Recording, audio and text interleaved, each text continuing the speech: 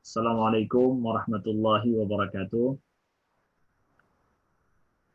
Alhamdulillahirabbil alamin hamdan yuwafi ni'amahu wa yukafi'u mazidah.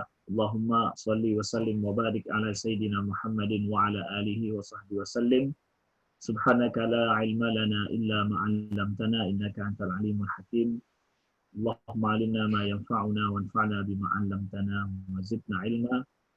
Rabbi shrah li sadri wa yassir li amri wahlul 'uqdatam min lisani yafqahu qawli amma ba'du. Senang sekali pada pagi yang berbahagia ini ataupun di sore ini kami diizinkan oleh Allah, kita semua diizinkan oleh Allah dan saudara-saudara kami memperkenankan kami untuk bersilaturahmi dalam wadah ini dengan masyarakat Muslim Colorado dan sekitarnya, atau mungkin ada juga yang datang ataupun bergabung dari Indonesia. Alhamdulillah, mudah-mudahan ini walau mungkin baru perjumpaan sebagian, mungkin perjumpaan pertama kita menjadi perjumpaan yang diberkahi oleh Allah, perjumpaan yang berguna dan bermanfaat, bahwa tidak ada setiap kata dan juga tingkah kita di sini tak lain adalah untuk mencari ridho daripada Allah, dan setiap kata-kata kita ditulis sebagai sebuah kebaikan bagi kita semua, dan setiap kata yang kita dengar juga adalah kebaikan bagi kita semuanya. Saudaraku sekalian yang dimuliakan oleh Allah di Colorado dan sekitarnya, saya mengucapkan di awal selamat tahun baru, taqabbalallahu minna wa minkum wa kullu amin wa antum bikhair. Setiap tahun mudah-mudahan wa nahnu ilallahi aqrab, kita lebih dekat kepada Allah. Tahun Hijriah yaitu tahun 1442 Hijriah. Kami ingin mengingatkan awal tahun baru ini bahwa kita bukan di pertengahan tahun ya. Kita di awal tahun untuk membangun optimisme kita bahwa walaupun kondisi di negeri kita di Indonesia, mungkin begitu juga di Amerika, COVID saat ini mungkin ya, itu adalah tahun lalu. Insya Allah tahun ini adalah sudah masuk tahun di mana insya Allah penyelesaian permasalahan kita itu insya Allah terjadi.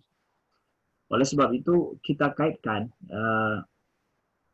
dalam setiap peringatan tahun baru itu dengan hijrah Nabi Sallallahu Alaihi Wasallam. Jadi ada makna perubahan di situ, ada makna perpindahan di situ. Ya. Jadi optimisme kita, insya Allah perpindahan dari sisi hal, kondisi, insya Allah akan ada ya terjadi pada tahun ini, pada tahun baru ini, di awal-awal ini bulan Muharram, ya, bulan yang dimuliakan oleh Allah Subhanahu wa Ta'ala. Jadi kita ambil topik kita tentang masalah identitas Muslim, ya, khususnya bagi kita yang tinggal di Barat atau di Amerika lah secara khusus. Ya. Saya pikir juga adalah permasalahan mendunia, menjadi perbincangan dari tingkat akademisi sampai juga kita yang mungkin yang hidup hari-hari langsung bersentuhan dengan masyarakat Barat. Jadi perbincangan ini atau pembahasan tentang identitas ini mungkin saya akan membahas dari sisi bagaimana kaitannya dalam hijrah Nabi Sallallahu Alaihi Wasallam, dalam kaitannya kita memperingati hijrah Rasulullah Sallallahu Alaihi Wasallam saat ini dengan yaitu peringatan tahun baru ini. Saudaraku sekalian yang dimuliakan oleh Allah, kalau boleh di awal kita bertanya sedikit ya, sungguhnya Rasulullah Sallallahu Alaihi Wasallam dulu berhijrah itu kenapa? Ya. Kenapa Rasulullah Sallallahu Alaihi Wasallam berhijrah? Ya. Memang itu pertanyaan yang sudah lama. Ya. Mungkin pertanyaan jawabannya pun siapapun sudah bisa menjawab. Tapi kami ingin melihat kepada sisi lain, bahwa hijrah Rasulullah Sallallahu Alaihi Wasallam bukan cuma karena diusir oleh orang kafir Quraisy, ya. Tapi ada suatu makna yang mendalam di sini. Ketika Rasulullah Sallallahu Alaihi Wasallam selama 13 tahun beliau berdakwah di Mekah, ya. Bagaimana orang Mekah tidak menghargai dan bahkan menindas Rasulullah Sallallahu Alaihi Wasallam bersama dengan para sahabat semuanya. Sebenarnya Rasulullah itu sebenarnya disukai tidak ya sama orang Quraisy?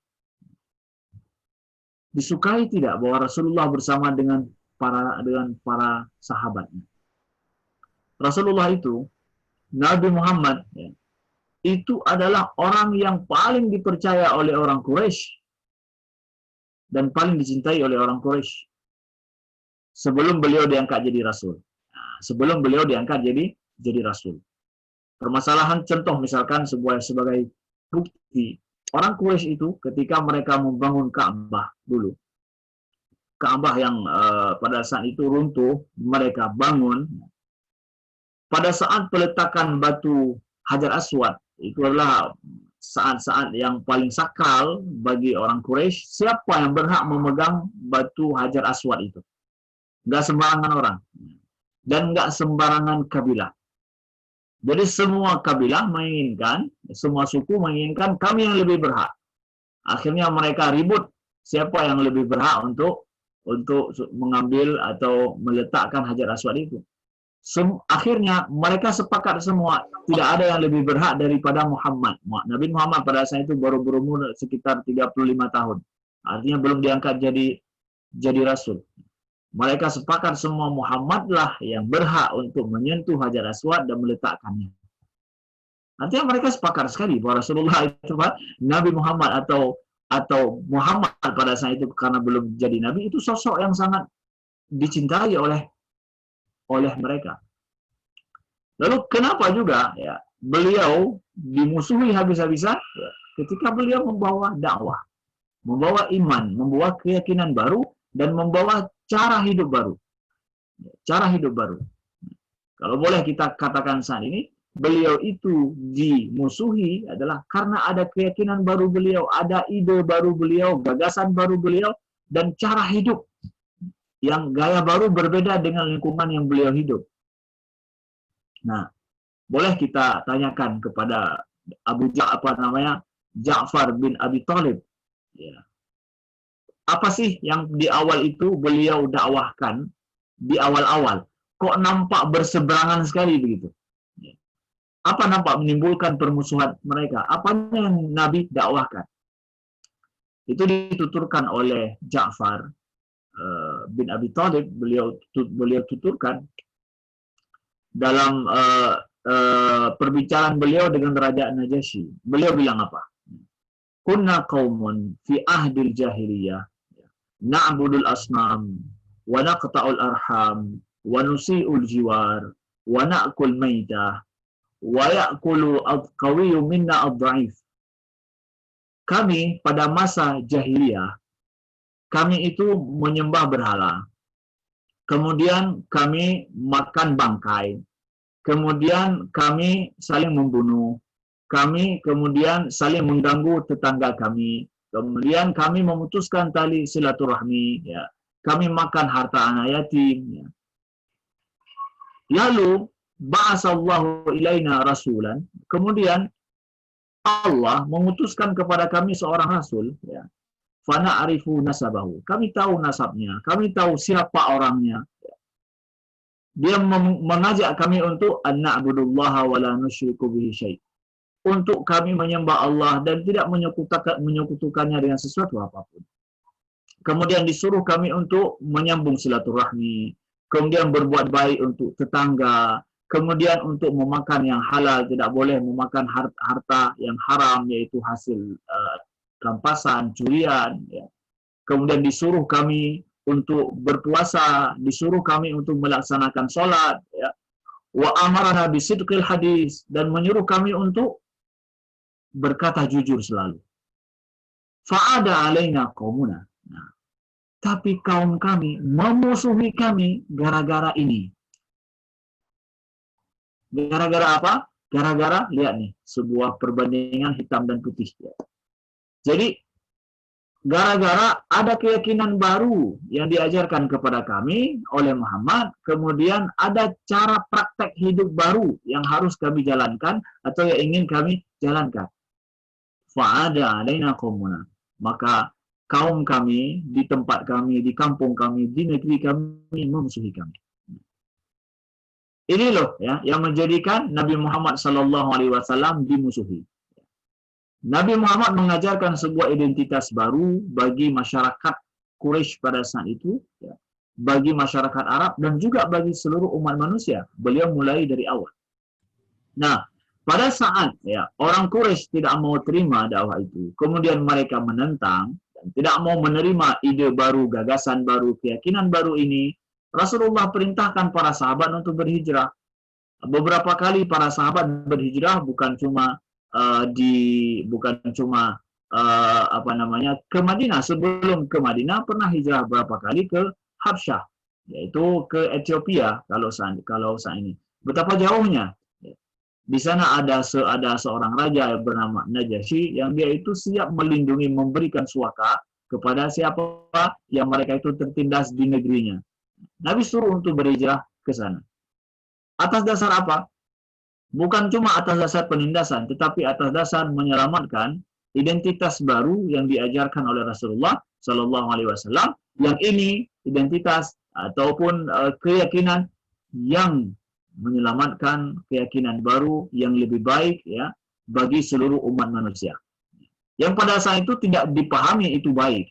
Yang pada saat itu tidak dipahami itu adalah sesuatu yang menyelamatkan bagi umat manusia, sesuatu yang akan membuat peradaban baru bagi umat manusia. Tidak dipahami.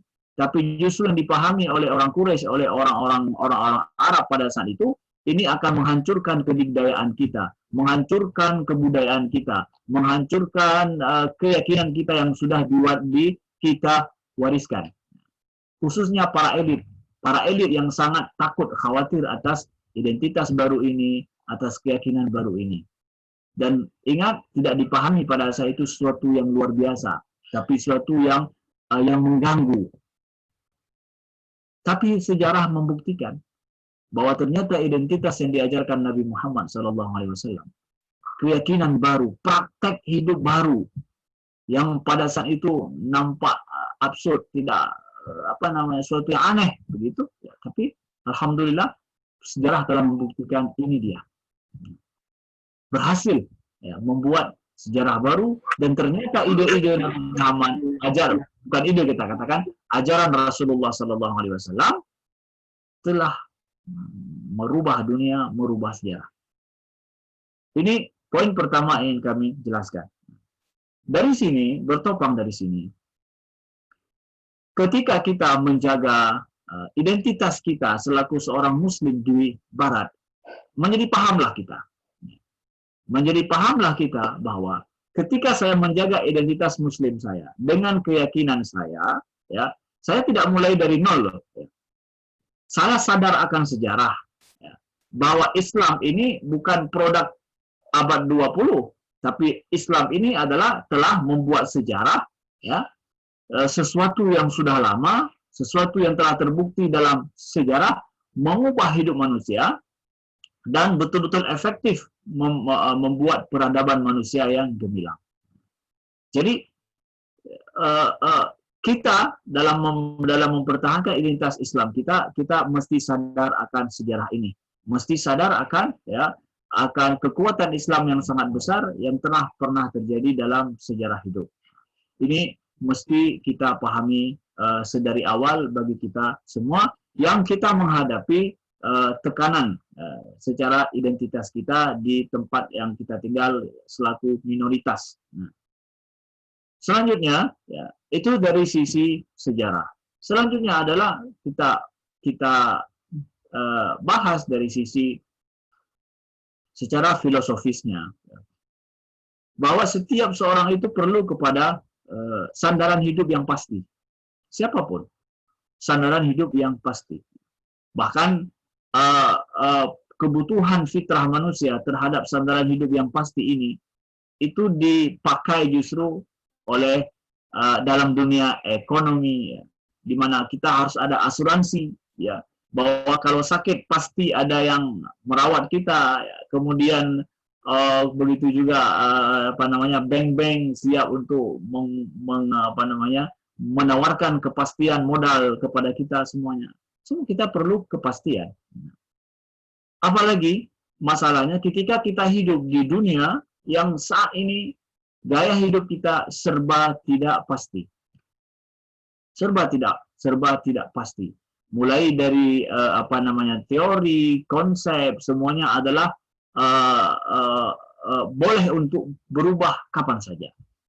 Bahkan sahabat kita boleh berpindah ataupun boleh bertukar kapan saja, dan orang siap untuk menukar ataupun membenci kita kapan saja, sesuai dengan kemaslahatan dia.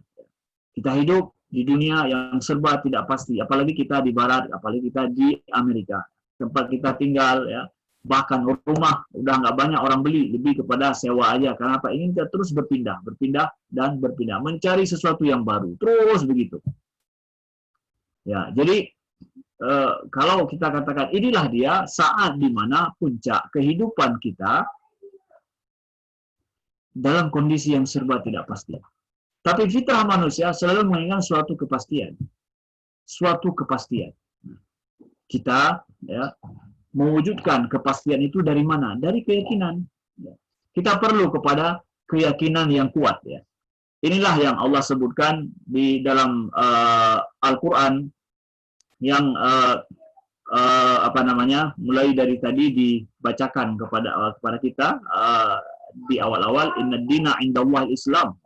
Sesungguhnya agama yang diridhoi oleh Allah di sisi Allah itu adalah agama Islam. Kemudian Allah sebutkan ya, wa may yakfur bit-taghuti wa yu'min billah faqad istamsaka bil urwatil wuthqa lam fisama laha wallahu sami'un alim. Ya. Barang siapa yang kufur dengan taghut, ya, kemudian dia berpegang kuat dengan urwatul wuthqa, ya, buhul tali yang sangat kuat, ya, lam fisama laha, maka dia yang beriman kepada Allah, sesungguhnya dia telah berpegang pada buhul tali yang sangat kuat yang tidak akan terputus.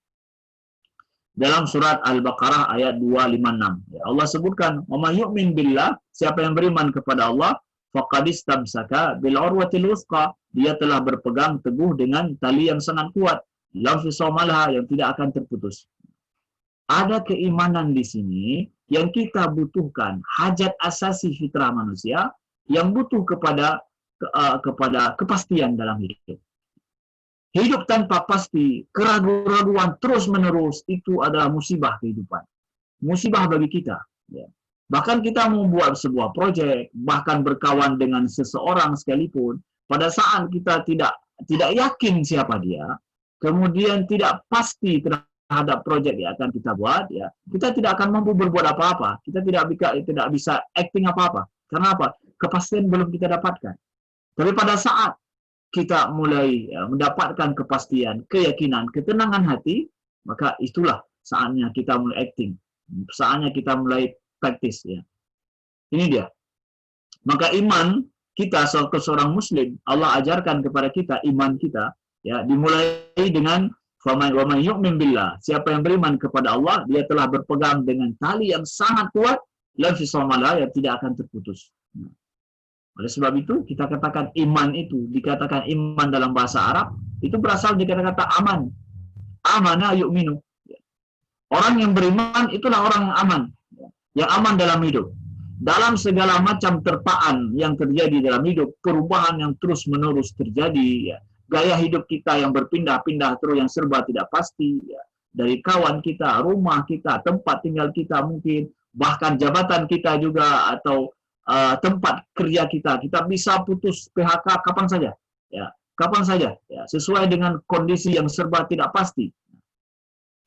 Pada saat inilah manusia mempertahankan dirinya itu dengan keyakinan, dengan keimanan dia, ya.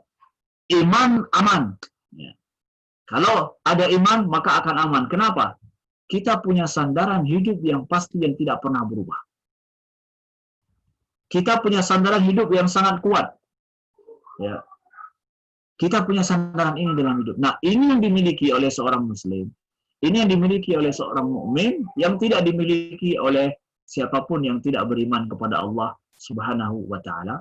Yang dia itu hanya hidup sesuai dengan arus kehidupan yang ada, sesuai dengan apa yang ditawarkan di pasar, sesuai dengan apa yang ditawarkan oleh tren. Ya.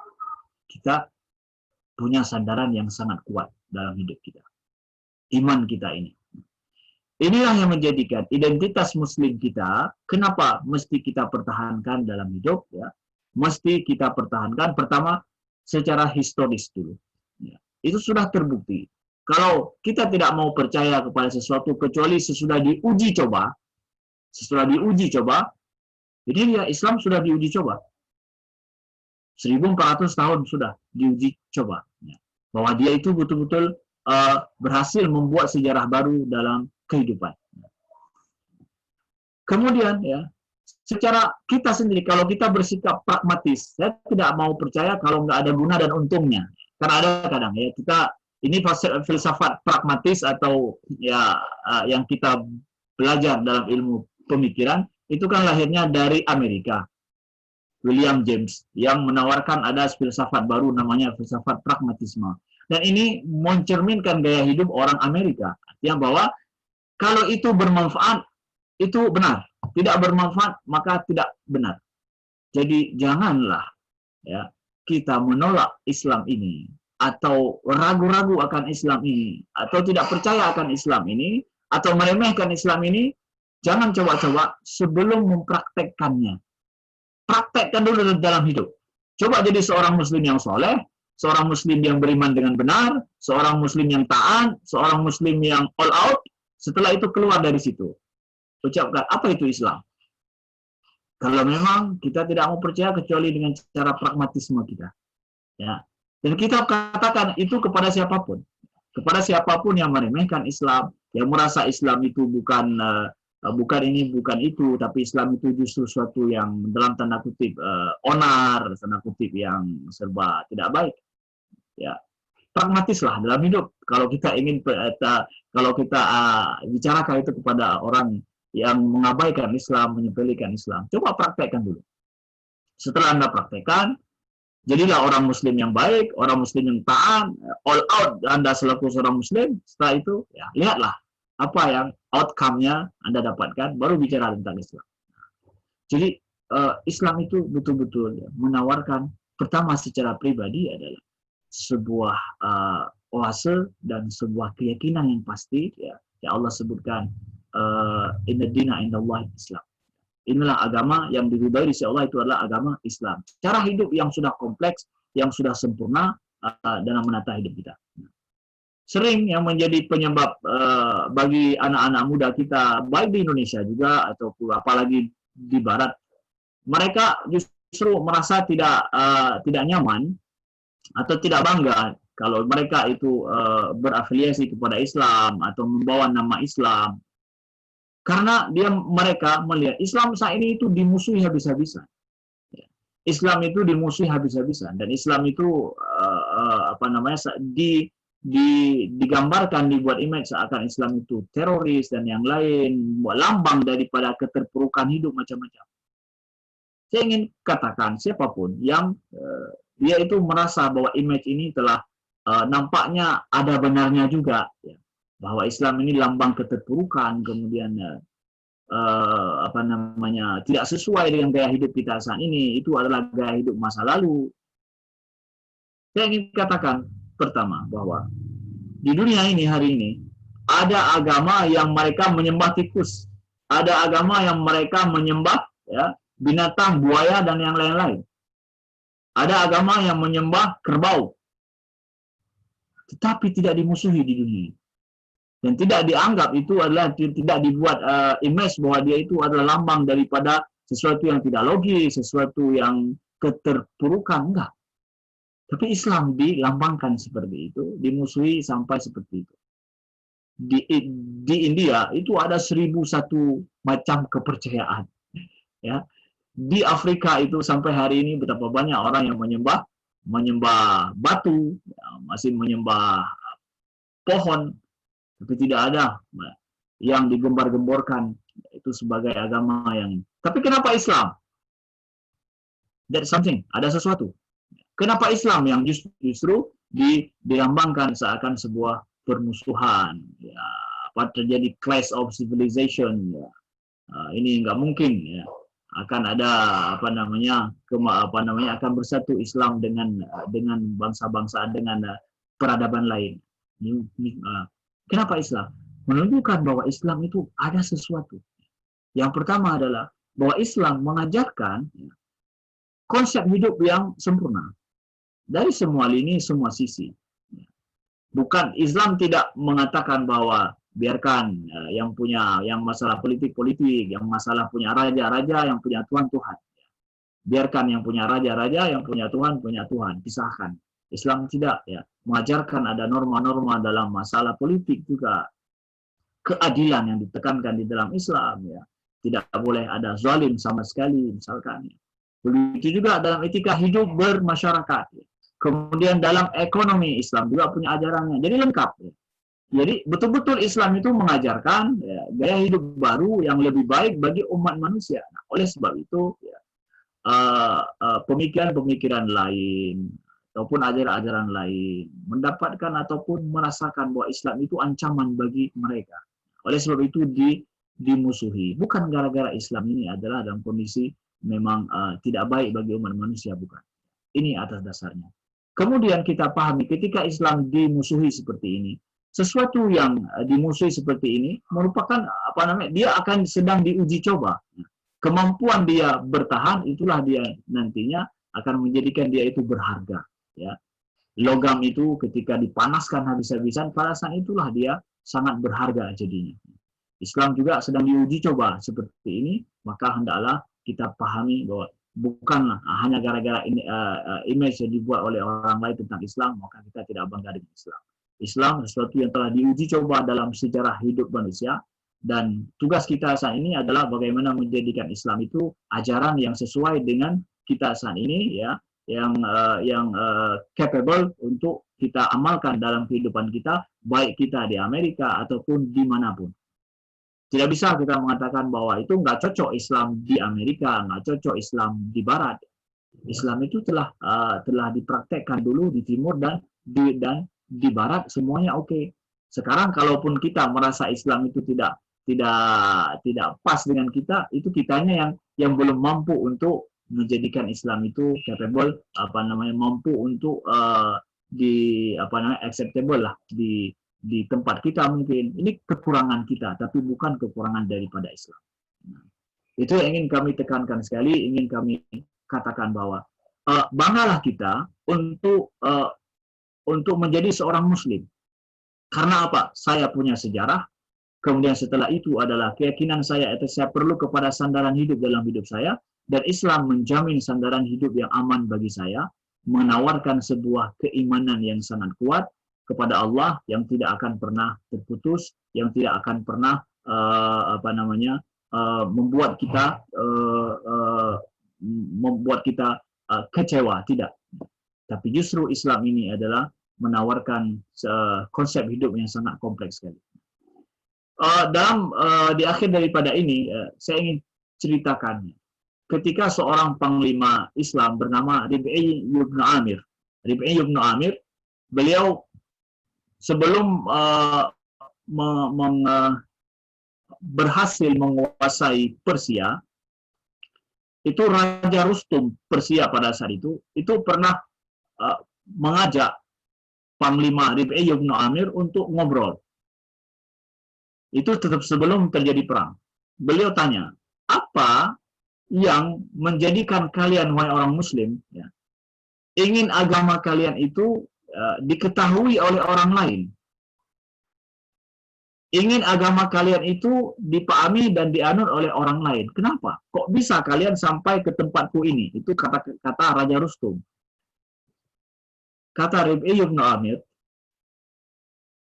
kami diutus oleh Allah untuk an-nukhrijul ibad min ibadatil ibad ila ibadati rabbil ibad. Kami Muslim ini disuruh oleh Allah untuk mengajarkan manusia supaya dia keluar dari perbudakan manusia kepada menjadi hamba Allah. Keluar dari manusia yang memperbudak manusia menjadi, bukan diperbudak Tuhan, tapi menjadi hamba Allah yang satu. Dari hamba manusia menjadi hamba Allah yang Maha Esa, yang Maha Kuasa. Supaya kami mengeluarkan manusia daripada kezaliman yang terjadi, yang dilakukan oleh manusia kepada keadilan Tuhan yang sangat luas. Dua, supaya kami mengajarkan kepada manusia supaya mereka keluar dari kezaliman yang dibuat oleh manusia menuju kepada keadilan yang ditentukan oleh Allah. Yang ketiga adalah kami mengajak manusia untuk keluar dari sempitnya dunia ini kepada luasnya akhirat. 3 hal ya yang beliau sebutkan. Inilah kami Muslim. Inilah kami Muslim yang kami hidup untuk ya, sesuatu yang agung, sesuatu yang mulia. Mungkin ini ini awal daripada saya. Mungkin ada perbincangan dan diskusi. Saya pikir diskusi lebih panjang, lebih baik ya. Ini adalah pembukaan daripada saya. Kalau ada pertanyaan ataupun komentar, kami persilakan. Kembali kepada Bapak Setio Nugroho di Colorado. Jazakallah khair, Pak Ustadz. Alhamdulillah, kita langsung aja ya. Kalau saya buka floor untuk pertanyaan, insya Allah teman-teman kalau ada pertanyaan langsung di-unmute, kemudian ditanyakan langsung kepada Pak Ustadz ya. Saya persilakan.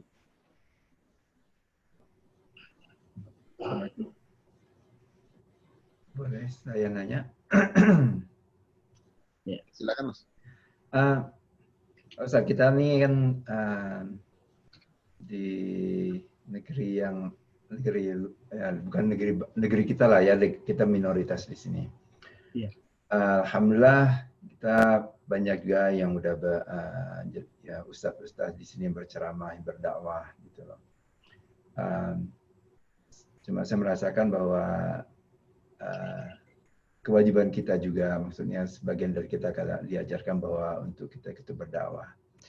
Cuma mungkin ilmu kita nggak seperti Pak Ustadz, Pak Ustadz, alhamdulillah ya, jauh kita ya. Tapi dan bentuk apa yang kita bisa dakwah yang bisa kita sampaikan. Saya berpikir bahwa mungkin di sini mungkin kalau untuk yang non Muslim mungkin wallahualam belum begitu, ilmu saya masih jauh.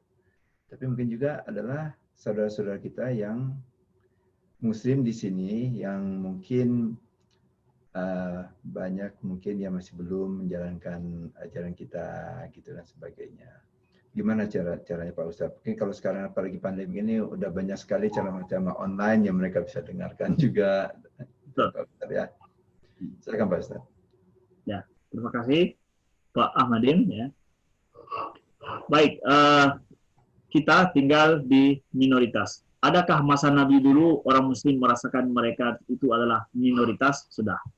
Jadi kalaupun kita ambil contoh ya, pada masa Nabi Islam dimulai juga adalah minoritas dan tidak dimulai dengan kekuatan. Jangan katakan bahwa kita nggak mampu begini Ustaz, karena kita nggak berada dalam sebuah negara yang membackup kita, ada kekuatan besar yang membackup kita sehingga kita mudah untuk berbuat. Rasulullah SAW tidak memulai dakwah beliau dengan kekuatan. Beliau mengajarkan bukan dengan kekuatan, tetapi adalah konsep baru yang beliau tawarkan, keyakinan baru, dan identitas baru yang beliau tawarkan, dan diimani, diikuti oleh sekelompok kecil manusia, sekelompok kecil orang, yang bahkan tidak punya kekuatan sama sekali. Justru para budak, ya, para budak. Maaf, kita bukan budak pada saat ini. Ya, kita juga adalah di antara orang-orang yang mungkin du'afa, orang-orang dhaif lah, ya, dhaif secara harta, dhaif secara posisi, seperti katakan Pak Ahmad juga ini, dhaif secara pengetahuan juga, dhaif juga kita. Jadi hamba-hamba dhaif semua kita lah, ya, kita berada di masyarakat yang minoritas. Artinya saya ingin katakan bahwa sedikitnya ada kesamaan di sini, ada kesamaan lah kita. Ya. Rasulullah SAW juga ketika awal beliau berdakwah di Mekah, ya, Islam itu belum kompleks lagi, ya, belum sempurna, hanya beberapa ayat yang turun, beberapa ayat aja yang turun. Ya. Jadi kalau ditanyakan, kalau begini apa akan terjadi, kalau begitu, kalau tidak ada ajaran lengkap, hanya sedikit saja ajaran. Artinya saya ingin katakan bahwa saya juga selaku Muslim hari ini di Amerika, di Barat, yang sehat tentang Islam juga sedikit. Islam dulu mulai juga bukan langsung ayat satu Al-Quran itu turun, ya, lengkap semua isinya, ya. Enggak, hanya beberapa ayat juga. Nah, jadi konsepnya gimana? Dengan yang sedikit itu sedikit pengetahuannya, kemudian dhaif pula orangnya, ya, posisi dengan semuanya, tapi kok bisa bertahan? Adalah karena konsep akhlak. Mulai dari konsep akhlak. Ya. Konsep akhlak inilah yang ditawarkan oleh Nabi Muhammad SAW. Jadi orang Quraisy menilai bahwa ya orang-orang Muslim ini ya mempunyai akhlak yang sangat mulia dalam hidup mereka hari-hari. Inilah bahasa global, bahasa inti kalau saya katakan adalah bahasa inti fitrah manusia yang menjadikan dia itu boleh diterjemahkan dengan beragam bahasa. Satu perbuatan itu bisa diceritakan dengan 1000 kata, ya, hanya dengan akhlak tersebut. Jadi kami di sini, kita di sini, ya, selaku minoritas di sini, ya, saya tidak punya banyak ilmu, Ustaz. Para sahabat juga dulu nggak punya banyak ilmu di awal-awal mereka. Ya. Rasulullah juga tidak punya banyak ilmu tentang Islam ketika awal-awal beliau berdakwah. Apa yang beliau sampaikan hanya beberapa ayat yang diturunkan, tetapi yang sudah nampak sekali apa akhlak mereka, akhlak Rasulullah Sallallahu Alaihi Wasallam. Jadi saya ingin katakan bahwa siapapun kita di negeri Barat yang selaku minoritas di sana adalah tanggung jawab kita, tugas kita untuk biarkan mereka menilai Islam itu dari tingkah laku kita, dari performan kita hari-hari di sana. Inilah Islam saya. Saya kalau ditanya masalah hukum Islam, masalah ini itu, saya tidak tahu. Saya tidak tahu itu. Ya. Sama seperti para sahabat dulu juga. Nggak begitu banyak tahu juga. Hanya ini saja yang bisa saya praktekkan. Tapi yang ini itu betul-betul reaktif, betul-betul aktif, betul-betul mampu untuk memberikan sebuah reaksi yang baik bagi lingkungannya. Hanya itulah yang ingin kami sampaikan. Jadi supaya orang merasa yakin dengan apa? Ya imannya dulu harus kuat. Imannya dulu dan dia merasa bangga dengan Islam dia walaupun hanya sedikit yang dia tahu. Banggalah dengan Islam ini. Ya. Apalagi seperti sudah saya katakan tadi, Islam sekarang sudah sempurna, sudah diuji coba dalam sejarah. Jadi apa yang menjadikan saya tidak merasa bangga dengan Islam ini? Apa yang menjadikan saya masih belum yakin betul dengan cara hidup Islam ini? Ya, jadi tidak ada alasan kita. Ya. Sesuatu yang sudah diuji coba, sudah dipraktekkan dalam sejarah, sudah terbukti lagi. Tinggal dari saya, banggalah dengan apa yang sudah diwariskan ini. Banggalah dengan keyakinan kita, lalu praktikkan dalam hidup kita hari-hari, walau hanya kecil yang kita tahu. Dalam bentuk apa? Dalam bentuk akhlak kita, tingkah laku kita sehari-hari. Sehingga orang bisa tahu bahwa Muslim itu memang berbeda. Muslim itu berbeda. Itu yang ingin kita tampakkan itu. Ya. Muslim itu memang berbeda. Pada saat kita hidup sama menyamakan diri dengan orang lain, ya udah, perbedaan kita tidak ada, identitas kita tidak ada. Bukan makna bahwa identitas kita tidak mau hidup bersama orang lain, enggak. Kita hidup bersama dengan orang lain, tapi ada sesuatu yang berbeda nilai tambah kita. Nah, kalau dalam produk ekonomi aja perlu seperti itu, ya. Justru dengan ada perbedaan itu maka produk itu laku. Ya, ayo kita juga bukan jadi makhluk ekonom, bukan, tapi itulah paling kurang kita juga ada identitas yang berbeda sehingga orang menghargai kita. Memang Muslim amazing, Muslim is something special, begitu. Jazakallah khair Pak Ustaz. Barakallahu fikum.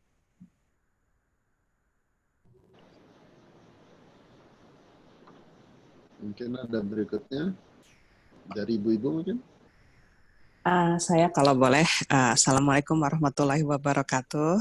Waalaikumsalam warahmatullahi. Nama saya Lia, saya dari Las Vegas. Terima kasih untuk Pak Ahmadin yang sudah mengundang saya dan teman-teman dari Vegas. Terima kasih. Pak Ustadz, apa kabar Pak Ustadz? Sehat-sehat? Alhamdulillah, kuliah. Gimana Las Vegasnya? Masih panas Pak, alhamdulillah. Ini Pak, saya mau bertanya begini. Ini untuk saya pribadi ya. Saya untuk pergaulan di sini di Amerika dengan teman-teman Amerika non-Muslim ya, saya itu di pikiran saya ya, saya merasa saya tidak bisa akrab dengan mereka. Saya berteman dengan mereka sebatas teman kerja atau sebatas apa, tapi untuk hang out, untuk pergi bareng atau apa itu saya kayaknya nggak bisa untuk saya akrabin gitu Pak. Nah, jadi seolah-olah tuh ya mungkin karena mereka nanti keluar nanti mereka minum atau apa gitu ya. Jadi walaupun kita ke restoran tapi kan mereka tetap minum-minum. Tapi saya nggak mau dianggap eksklusif gitu Pak. Wah, kayaknya sombong nih gitu ya, nggak terlalu mau bergaul dengan kita.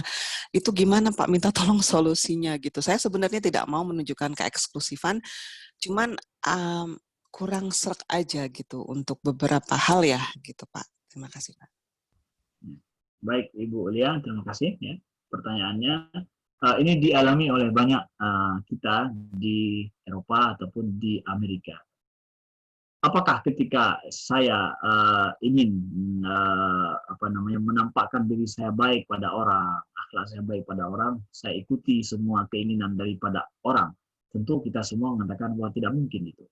Bukan hanya gara-gara saya selaku seorang Muslim, nggak jadi Muslim sekalipun, nggak bisa kita juga mengikuti semua agenda orang. Kita mesti punya agenda sendiri juga. Jadi kalau kita katakan bahwa saya hidup juga menjalankan agenda pribadi saya, bukan lantaran saya seorang Muslim, ya lantaran saya menjadi Bapak Ahmadin saja misalkan, juga adalah beliau punya agenda pribadi yang beliau tidak bisa ikut selalu dengan kita. Nggak bisa kita ikut. Beliau sendiri secara pribadi juga misalkan ya, seorang pribadi juga dia punya agenda sendiri dalam hidup yang kita tahu bahwa ya dia punya agenda sendiri, sesuatu yang berbeda. Kemudian juga cara hidup dia lebih suka makan ini, tidak suka makan itu, ya dia suka minum ini, nggak suka minum itu. Sebenarnya itu hal yang lumrah dalam kehidupan kita hari-hari. Begitu. Nah, kemudian ketika kita melihat orang mungkin menganggap kita eksklusif, kurang berteman, kurang bergaul, sehingga dicap suatu yang ada sentimen negatif mungkin terhadap kita dengan kondisi kita menjaga diri kita, tapi kita jaga ternyata adalah identitas keislaman kita, ya bukan seorang pribadi Ibu Lia saja gitu, bukan ya. Tapi mereka melihat bahwa dia menjaga identitas keislaman dia, sehingga mereka merasa bahwa eksklusif sekali mereka. Berikan nilai tambah pada sisi yang lain. Dalam tempat kerja, di tempat kerja kita, saya memang yang seperti itu agak kurang suka. Yang minum lah, kemudian mengumpul, ya kurang. Tapi berikan nilai tambah yang lain, yang mereka akan menghargai kita, respect pada kita, pada sisi itu, pada sisi yang lain. Nah, itu yang kita jaga. Itu menyeimbangkan, ya. Itu akan menyeimbangkan, ya. Jadi ketika mereka mengira sesuatu yang negatif terhadap kita, kita memberi imbalan yang positif yang lain yang mereka harus respect pada kita. Nah, ini yang kita buktikan dalam dunia kita kerja hari-hari. Pada saat mereka perlu bantuan kita yang duluan datang. Ya. Mungkin saya nggak minum-minum bersama dengan kamu, oke. Tapi nanti dia paham, nah, dia orangnya baik kok. Kenapa? Dia pernah punya suatu masalah dengan kita atau apa, sehingga kita yang duluan, kita yang berbuat baik untuknya. Nah, dia akan tetap memandang kita adalah dengan penuh respect itu. Mungkin itu Ibu Lia yang bisa saya jawab ya. Betul, kita mempertahankan identitas kita, perlu ya. Mempertahankan identitas kita secara akhlak kita dan perilaku kita, jadikan kita itu betul-betul orang menganggap kita spesial dan respect, dan jaga titik keseimbangan ini selalu.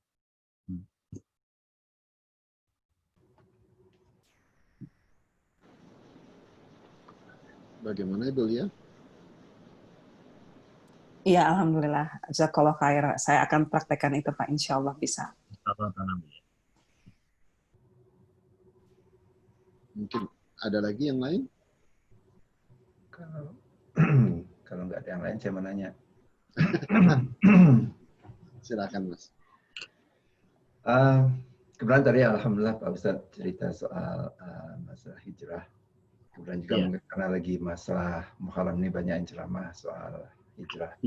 Kemudian dihubung-hubungkan juga dengan bagaimana dari Pak Ustadz cerita historiknya, bagaimana sahabat itu mulai belajar ilmu dari sedikit-sedikit, karena begitulah Al-Quran diturunkan sedikit-sedikit, sehingga mungkin alhamdulillah dengan waktu itu pemahaman mereka juga atau keimanan mereka meningkat sesuai dengan ditambahnya ayat, semakin kuat mereka kepercayaannya begitu. Betul. Nah, seperti saya hubungkan lagi dengan tadi yang saya katakan bahwa ilmu kita, ya saya ini sangat sedikit.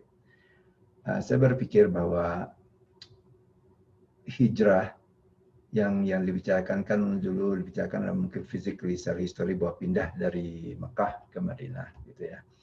Cuma dalam kehidupan kita, saya dengar kemarin juga ceramah, makna hijrah itu janganlah dibicarakan bahwa misalnya saya harus pindah balik ke Indonesia karena ini daerah orang kita minoritas misalnya. Kemudian kita ke Indonesia lah mungkin yang udah mayoritasnya Muslim itu lebih baik. Tapi banyak berpendapat bahwa salah satunya misalnya adalah kita berhijrah misalnya dari segi ilmu misalnya. Dari tidak memahami pelajaran agama kita, Islamnya kita hijrah mulai dari ignoran yang nggak tahu, kemudian kita menambah ilmu kita dengan membaca dan sebagainya untuk lebih baik. Atau hijrah dari ibadah kita, misalnya dari kalian hanya sholat wajib aja, kemudian kita mulai tambah sedikit rawatibnya, mulai 2 rakaat sebelum subuh, tambah dan seterusnya. Kira-kira dengan seperti itu Pak Ustaz ya, apakah itu cukup buat kita? Saya merasa bahwa apalagi kemarin dengar ceramah soal udah masalah akhirat, kemudian dari Ustaz kemudian ya Allah gimana siksa neraka dan sebagainya. Banyak kekhawatiran di hati saya gitu. Udah jauh lah kita sudah berapa puluh tahun hidup ini rasanya jauh lebih banyak dosa dengan ya wallah alam bisa dihitung mungkin wallah alam lah pahala mungkin yang Allah hitung ya. Kira-kira kiat atau tipnya gitu biar kita insya Allah bisa, kalau zaman sekarang kan kita akseleratif, mempercepatlah banyak ibadah kita, mengurangi dosa-dosa kita biar insya Allah bekal kita cukup insya Allah. Gimana kira-kira Pak Ustaz? Ya, terima kasih Pak Ahmadin, aktual sekali pertanyaannya dan sesuai dengan konteks kita juga. Rasulullah SAW bersabda, la hijrata ba'dal fath. Tidak ada lagi hijrah setelah fatah. Fatah itu adalah pembukaan kota Mekah. Artinya bahwa tidak ada lagi hijrah Mekah ke Madinah setelah itu. Nah, walakin Nabi sebutkan ya, dalam hadis yang lain, wal muhajiru man hajara man Allah anhu. Al muhajir itu, orang yang berhijrah itu adalah man hajara man Allah anhu, yang berhijrah meninggalkan apa yang dilarang Allah. Jadi dari hijrah berpindah tempat, Nabi sebutkan hadis yang lain, hijrah berpindah kondisi. Ya. Wal muhajiru man hajara man Allah anhu, seorang muhajir itu adalah yang berpindah meninggalkan dari segala sesuatu yang dilarang Allah Subhanahu wa taala. Kata para ulama, hijrah inilah yang terus berlaku sampai hari kiamat.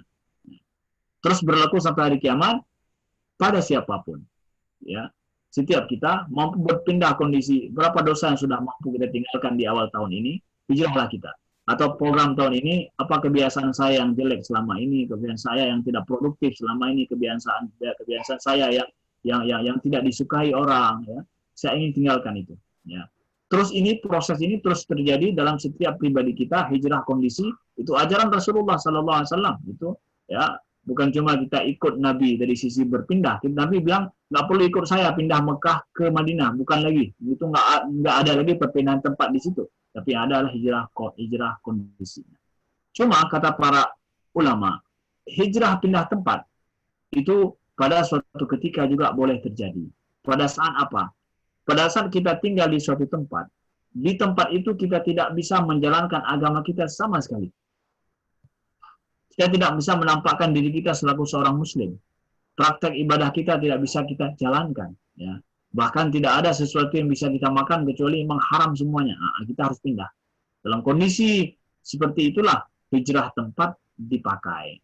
Hijrah tempat dipakai. Tapi di tempat di mana kita bisa mengekspresikan diri kita, bisa menjadi seorang muslim yang baik, tinggal kepada kita aja sih, mau milih, mau jadi muslim yang baik atau mau jadi seperti orang lain. Itu soal pilihan kita, bukan soal kondisi kadang. Dalam hal kondisi ini maka tidak perlu kita harus berpindah tempat. Justru ijtihad kita atau jihad kita kalau boleh kita katakan itu adalah being a good Muslim di tempat kita itu. Inilah yang menjadi pangkal dakwah yang paling besar bagi orang di tempat itu. Maka saya katakan bahwa sujud kita di tempat yang seperti ini itu jauh lebih berpahala ketimbang sujud di tempat kami yang orang lain yang sujud. Ya. Dan saya nggak sujud, orang sekeliling saya sujud. Tapi di sini kalau saya nggak sujud, nggak ada yang lain berharganya sujud saya.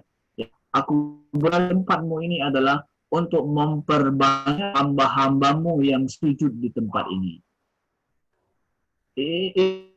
Ini adalah moto kita tinggal di tempat ini. Maka jadilah seorang muslim yang baik. Insya Allah di situ pahala kita berlipat ganda dan jihad dakwah kita sangat diperlukan. Sangat diperlukan. Karena orang nggak menilai Islam melalui televisi, melalui ini, melalui itu. Tapi realitas nyata yang mereka lihat. Dan nyata. Nah, maka seperti saya katakan kepada Ibu Lia tadi bahwa ya, pada setiap orang yang kita berikan nilai tambah kita seorang muslim. Iya, mungkin kita nggak ikut orang semuanya dari sisi budaya mereka yang kurang seret, kurang nyaman bagi kita. Pantas saja setiap orang ada merasa tidak nyaman. Maka ya berikan kita selaku muslim nilai tambah yang lain. Sehingga mereka mengenal ini loh orang muslim. Muslimah yang tahu seperti ini loh, baik loh. Nah, begitu. Nah, itu dakwah yang paling besar. Nah, karena memang seperti yang saya katakan tadi, nilai dakwah dimulai dengan perilaku dan akhlak, bukan pada banyaknya pengetahuan Islam saya. Sudah lulus S1, sudah lulus S2, apalagi lulus S3. Nah, inilah baru bisa ngomong tentang Islam. Enggak. Justru praktekkan Islam seperti sahabat. Dari hal yang sangat kecil sekali, mereka tahu saja. Udah, itu mereka jadi seorang muslim. Begitu, Pak Ahmadi. Terima kasih, Pak Ustaz. Masya Allah, Masya Allah. Bagus sekali jawabannya. Mungkin ada lagi bapak-bapak atau ibu-ibu yang ingin ditanyakan. Mungkin pertanyaan terakhir belum ditutup. Kalau sudah tidak ada, insya Allah saya mohon Bapak Pak Ustadz untuk memimpin doa untuk menutup pengajian, insya Allah. Ya, baik Pak Setio, terima kasih atas kesamaan ini. Di akhir daripada ini, saya ingin berpesan kepada kita semua ya, di sini, saudaraku yang dimuliakan Allah. Ya, sebenarnya modal besar bagi kita berada di tempat orang ini adalah menjadi seorang Muslim ya, dan membawa dakwah Islam ini. Dulu Islam itu untuk kita seorang Muslim berpindah ke negeri lain itu tidak bisa kecuali harus dengan berperang. Ya. Kita harus menguasai politik mereka dulu, baru kemudian kita bisa tinggal di tempat itu. Tapi hari ini dunia sudah berubah. Dunia sudah berubah. Kita diterima di mana saja. Ya, kita boleh tinggal di mana saja walaupun politiknya tidak kita kuasai, negaranya tidak perlu untuk dikuasai. Maka oleh sebab itu ya kita sebenarnya ini adalah ya, perwakilan duta-duta Islam ya. Walaupun kita orang Indonesia nggak mesti harus jadi orang Arab menjadi duta Islam. Cukup adalah kita seorang Muslim itu akan menjadi duta Islam di manapun. Satu. Yang kedua, kita bicara sering tentang masalah mati syahid. Mati syahid itu adalah sebaik-baik meninggal, pahalanya langsung masuk ke dalam surga. Sesungguhnya mati syahid itu mudah. Tapi yang sulit itu adalah hidup syahid. Hidup syahid itu yang sulit, itu yang lama. Dan itu yang dituntut pada kita. Jadilah engkau seorang pribadi, jadilah kita pribadi yang hidup syahid. Bukan cuma mikir mati syahid. Mati syahid cuma 1 menit. Tapi hidup syahid dimulai dari hari ini. Ya. Jadilah pribadi-pribadi yang berpikir untuk hidup syahid sebelum berpikir mati syahid. Ya.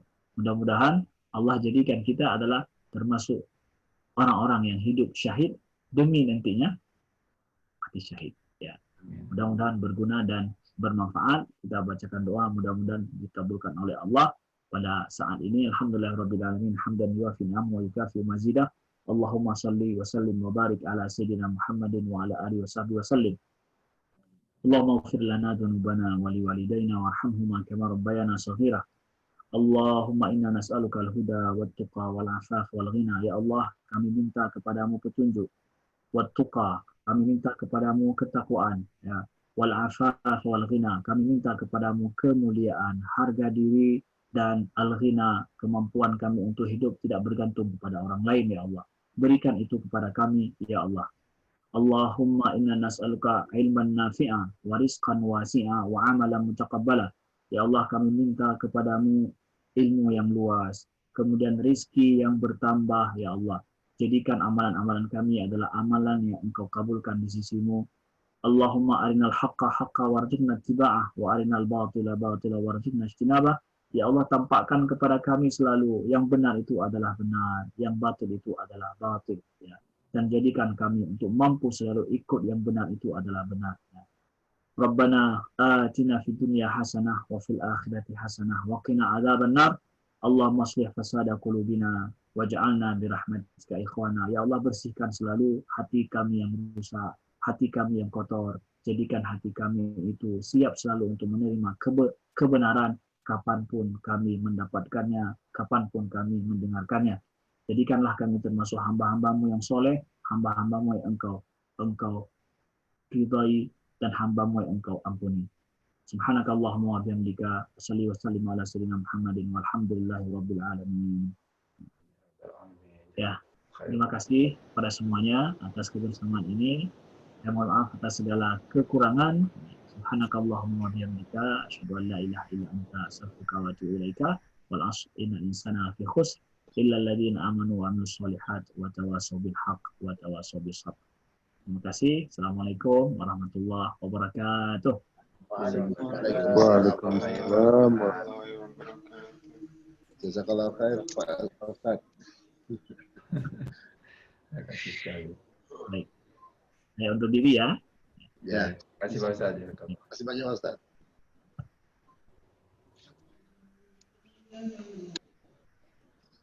Sudah ya, ditutup ya.